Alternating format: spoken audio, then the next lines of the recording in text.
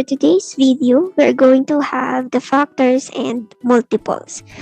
First, let's find what is factors. Factors is a number that are multiplied to get a product. So if you remember the multiplication sentence, we have the multiplier, multiplicand, and a product.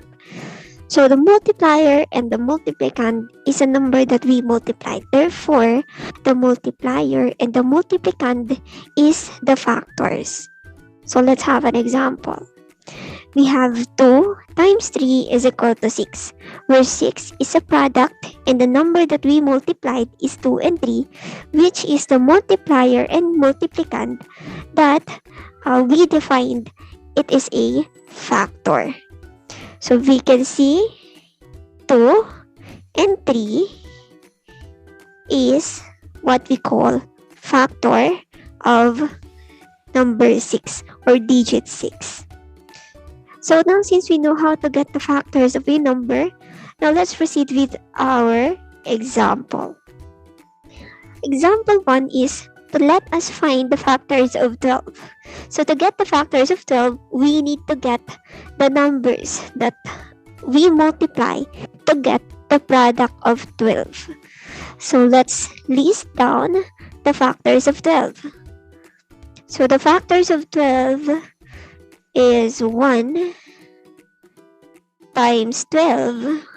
The product is 12. Therefore, the factors is 1 and 12. Aside from 1 and 12 or 1 times 12, meron pa tayong factors ng 12. We have 2 times 6.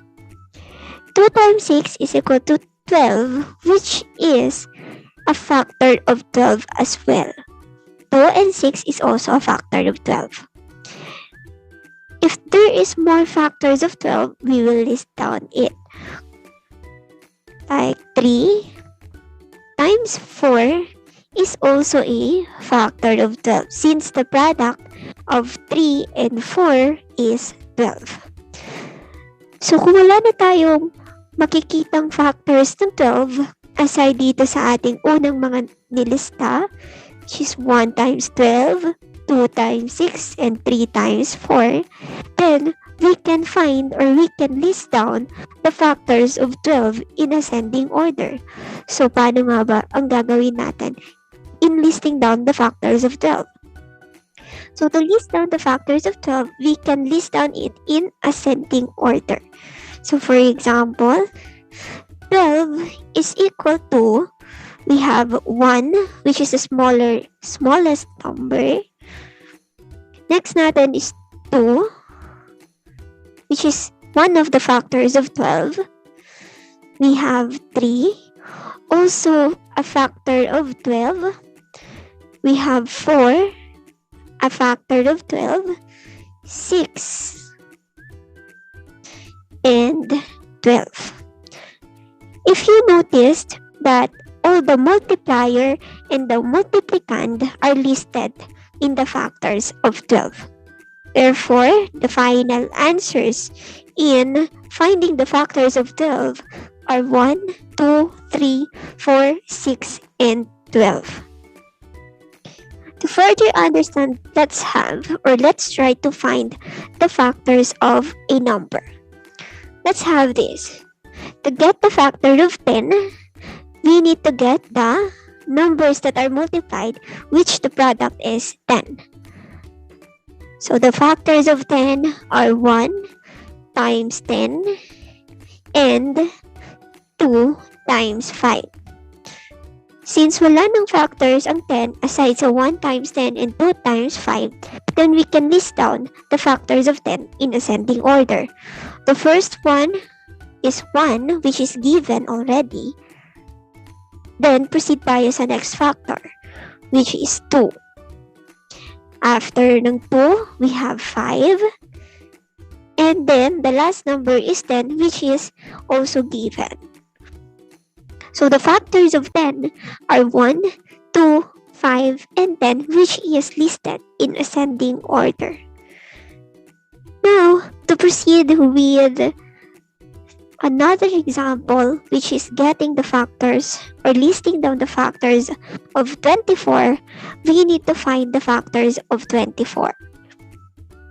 First, we have 1 times 24 is equal to 24. Next is 2 times 12 is equal to 24, where 2 and 12 is also a factor of 24.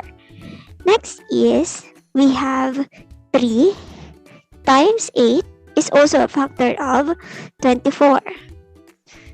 Next, we have 4 times 6 is also a factor of 24.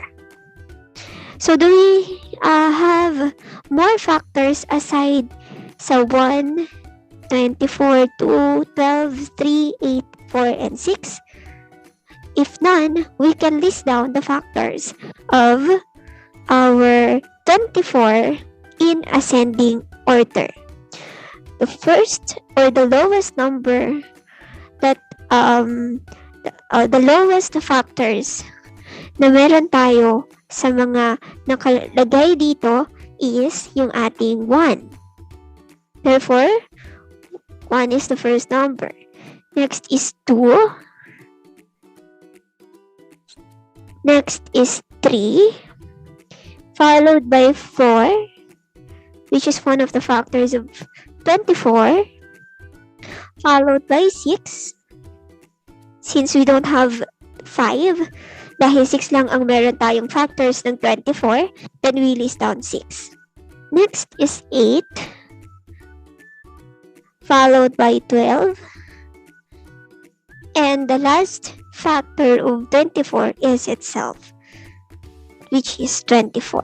So now we have listed the factors of 24, which is 1, 2, 3, 4, 6, 8, 12, and 24. Now, we have understand what is the factors. Let's move with multiples.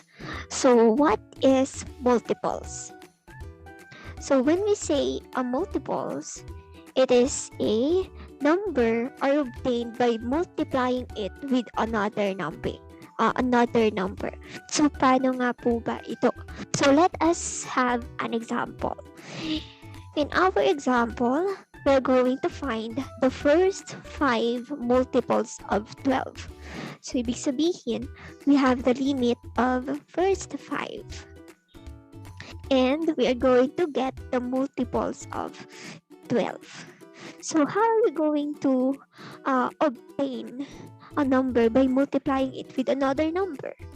So, since we are going to get the first 5, 1, 2, 3, 4, and 5. So, this is the first 5 of getting the multiples of 12. So, how are we going to get the multiples of 12? Well, it says that a number obtained by multiplying it with another number. Ibig sabihin, we are going to multiply the 12 with this number. So, therefore, 1 times 12, 2 times 12, 3 times 12, 4 times 12, and 5 times 12. And then, after having the factors or a number that we obtain by multiplying it with another number, we are going to get the product. And the product of our multiplication or factors will be the multiples of 12. So let's start to get the product of 1 times 12 is 12.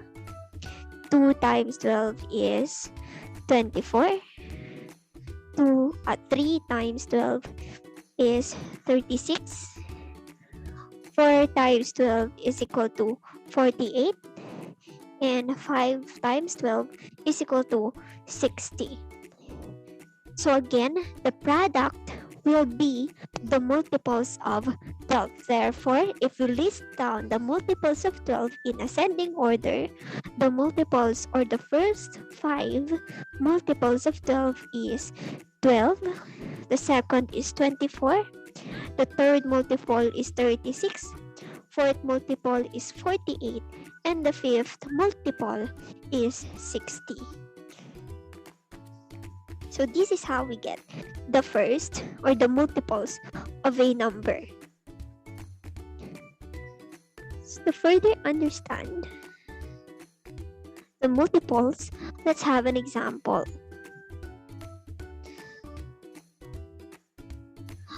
Let's find the first four multiples of 2.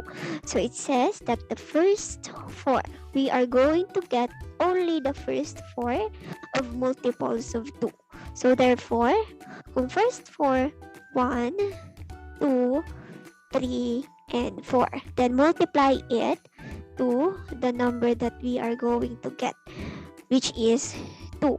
So multiply it by 2, then get the product, then you will get the multiples of 2.